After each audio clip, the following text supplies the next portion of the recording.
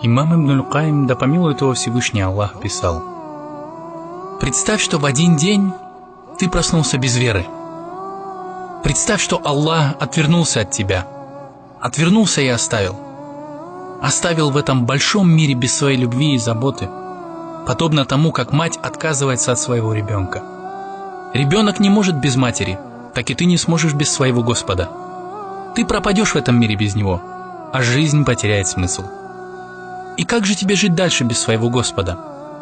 Того, кто помогал встать, когда ты спотыкался, того, кто вел тебя по прямому пути, того, кто, несмотря на твою неблагодарность, прощал и продолжал любить, кто давал тебе всегда шанс исправиться, был терпелив к тебе и не спешил с наказанием, посылал испытания, а после облегчал твое положение, даровал тебе свою милость, позволял почувствовать свою любовь и поддержку.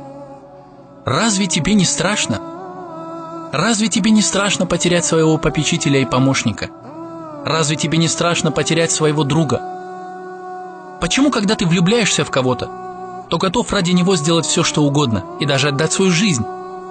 Готов пойти на все ради одной улыбки своего возлюбленного, ради его довольства и любви, не боясь трудностей?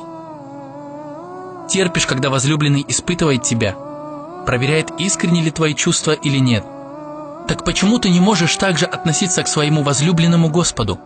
Почему ты не можешь сделать и малую часть из того, что тебе было велено, ради того, чтобы в будущем быть рядом с Ним? Почему ты не можешь ничего сделать для того, чтобы Он смотрел на тебя с милостью? Почему ты не можешь быть благодарным Ему и заслужить Его любовь? Почему, когда Он хочет проверить искренность твоей любви к Нему, подвергая испытаниям, ты готов опустить руки и сдаться, с легкостью готов потерять свою любовь?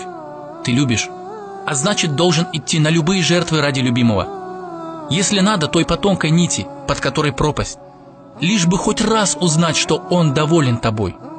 Быть готовым к любым трудностям, которые будут встречаться на твоем пути, и со смирением принимать их. Аллах не нуждается в тебе, ты нуждаешься в Нем. Если Он оставит тебя, то смерть лучше для тебя.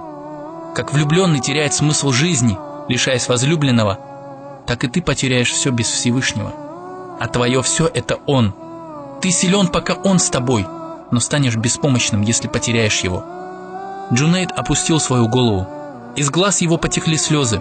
Потом он сказал: «Любовь к Аллаху – это когда раб уходит от своей души и привязывается к поминанию своего Господа, постоянно соблюдает Его права и взирает на Него сердцем. И если говорит он, то при помощи Аллаха.